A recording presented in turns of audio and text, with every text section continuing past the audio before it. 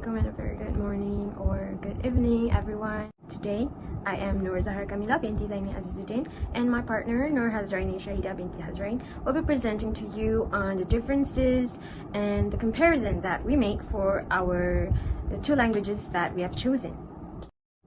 So now let me give you a brief introduction of this study. There are two objectives of this study. The first one is to analyze and compare the different linguistic features. The second one is to discuss the suitability of our source language or the target language to our audience. So the choice of our advertisement is an Alexa product called the Amazon Eco Silver. And we chose it because it is humorous as well as not so formal, and it fits the range of time that we look for. The source language that we have chosen is the American English, mostly colloquial, with some pinch of standard American language here and there. But for the target language, we chose to translate it into a whole colloquial Malaysian English, which is normally called as Manglish. For why we chose American English, because it is quite relatable for us as Malaysians, because most of our entertainment forms and that is presented in our country is mostly in American English. So it is not that distant from us, although it is not British English, which we normally are taught in primary schools and secondary schools, but it is not that unfamiliar to Malaysians. And for why we chose Malaysian English is because there are a lot of variances and fusion in this language that makes it so unique and interesting to study on. As literal as our target languages, which is Manglish, which literally translates to Malaysian English, our target audience would be Malaysians. So to give you a glimpse of what we are talking about, we're gonna give you some snippets of the original video and also the altered video that we have translated. Pop culture. Anita, what them boys up to across the street? They are just playing. They what now? They are just playing. You say they just playing now? Yes, they are just playing. I don't know about that. Even local news, pop culture also ignores too lah. Where Anita? Those boys kan? What are they doing there at that road? They are just playing. They what? They are just playing. Like that? They are just playing ke? Yes, they are just playing. Ayo, serious lah. Okay lah, whatever.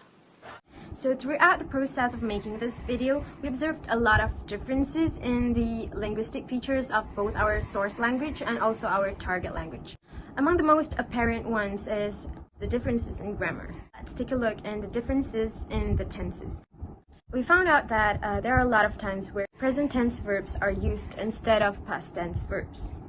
An example that we can give is in the sentence, I give him $5 already ma, but then he say I give him only $1.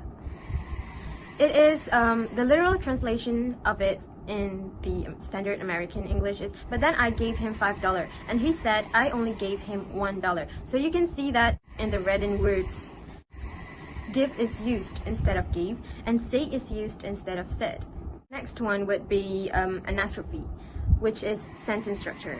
We normally use, for example, subject, verb, object, order, but it's a different case in Manglish. Like that example that we gave last night. Strikeouts from Sechel page, how many?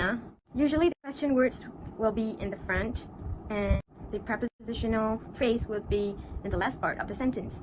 But in Manglish, usually we use prepositional phrase in the front part of the sentence. So now let's take a look at the addition of suffix device.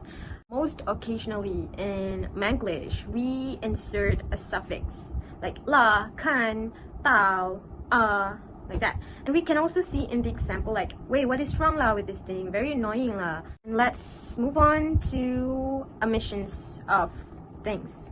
We have omission of subject, omission of determiners, and omission of prepositions. For omission of subject, we can see in this example like Alexandra so cold la.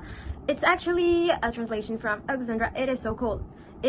It refers to the weather, but here the weather is omitted. Second one is omission of determiners. And for the example, we chose to use omission of an article, which is I give you a 5. But in Manglish, we omit the article a, and it becomes I give 5 already. And the last one is omission of prepositions. Like, wow, how come I don't know that, huh? It's actually, oh, I don't know about that. But it omits the word about and it replaces it with, wow, how come I don't know that, huh? So we'll move on to the next most apparent difference in Manglish and Standard English. I am Hazrainie and I will continue the presentation by explaining the differences in terms of vocabulary. Okay, so the first one is exclamation words. Manglish tend to use a lot of exclamation words such as la, lo, ayo, we, or e. So these exclamation words are usually used to express emotions, affirmation, while speaking with other people. And usually these exclamation words are mixed of different languages and also expressions in this country, such as the Malay language and also the Chinese language. The second one is limited choices or usage of words. People use Manglish with the intention of delivering messages, dismissing the fact whether the vocabulary they used incorrect or correct. As long as they are able to deliver their messages, then it is fine to them. For example, in the source language, they use the word street. However, in Manglish, we changed it to road because road and street, they mean the same thing. They have the same definitions and they are of the same thing. So it is applicable to be used in Manglish. Another example is heater. So not all people will know the term thermostat even though they know what it does. But since aircon and heater, they are related to the word thermostat and they also have the same functions, so it is still logical to be used in sentences. The third point is duplication. So duplication is the same concept in plural form of the Malay language. For example, the plural form of uncles in Malay language is pakcik, pakcik. So they will apply the same concept in Manglish, which the uncles will become uncle, uncle. So most of the time they use this concept because they are used to it, and using the correct plural form will make them sound formal as in using the standard English. The fourth and the last point is literal translation. So literal translation will definitely affect the grammatical structure of the sentences, but it is safe to say that they don't really care about grammatical structures in Manglish. One of the examples for literal translation is where God literally means mana ada in the Malay language. It helps both speaker and listener to understand each other better, and apparently it makes the communication process to go faster and smoothly. Now with the suitability of target language. The first one is felt closer to home. While using Manglish, most Malaysians will feel like they are a lot closer to home because Manglish represents one of Malaysian identities. So using the language will make them to feel like they're also one of the targeted audience, and since the language is familiar to them, it can create a sense of connection and affinity. The second one is the most important point, I guess, because Manglish will help audience to understand better and easier.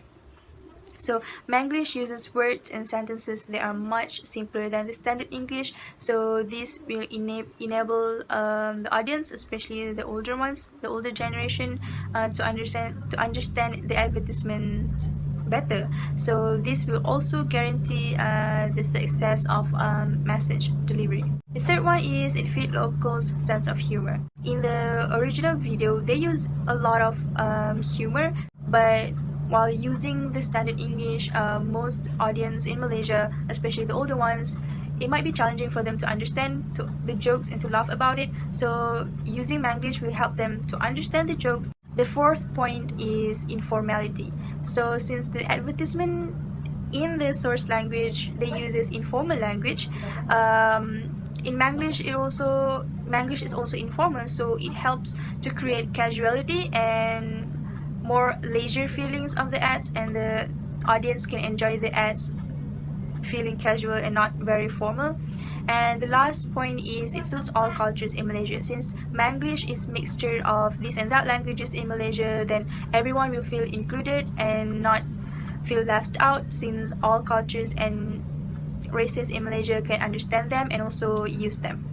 So to conclude our presentation, we found out that there are obvious differences between Standard English and Malaysian English or Manglish in aspects such as grammar, vocabulary, and other linguistic features. These features will be the factors to determine the suitability of the language to be used in any occasions and context.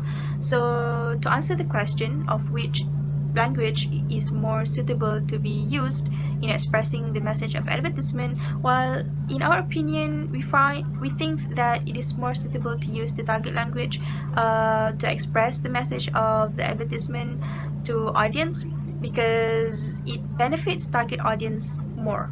Target audience of this advertisement is the older people, the older generation, so using Manglish will help them to understand better instead of using standard English. If this advertisement is for Malaysians, then it will be easily accepted as Manglish is widely used, so people are more familiar and more comfortable with it, and even those who does not practice Manglish will also understand the language, the advertisement easily, so it is proven that Manglish is widely acceptable in Malaysia. Thank you.